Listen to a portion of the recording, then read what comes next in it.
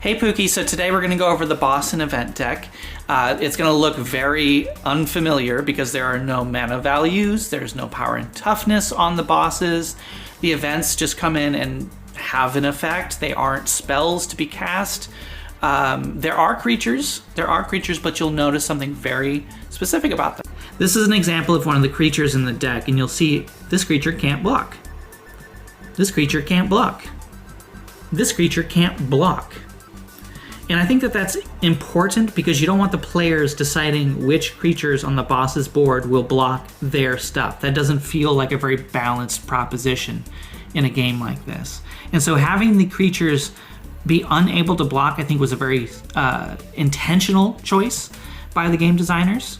Now the bosses, you'll see that they do not have any sort of power and toughness. There's no mana value. They do have a continuous anthem type effect, and I think that that is also purposeful because these bosses do not act like creatures in the traditional sense. So these bosses look like legendary creatures, but you'll notice there's no mana value, there's no power and toughness.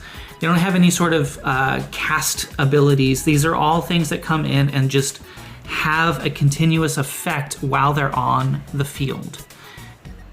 When you're adding new bosses into a deck like this, I think it'd be really simple to just take a legendary creature you like that has an effect like this and just slot them in, ignoring the mana value, ignoring the power and toughness, and just playing with them as if they were designed like this. Because these are just legendary creature designs scaled down. And that's perfectly fine. Now the events are different. These are things that come in and have an immediate effect and then go away. These are things that come down and cause the players to sacrifice their creatures, destroy all turtles, destroy all flyers, whatever. And there's a lot of board wipe type effects or mass removal, to use another form of speaking. This is, I think, necessary, but it can feel kind of oppressive in the early game.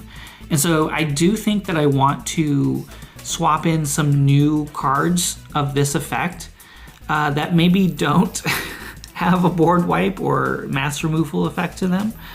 Just to, you know, spice it up, get some more variance in there, because there are, for example, 3 of this one, 2 of this one, and then the rest are single one-of inclusions.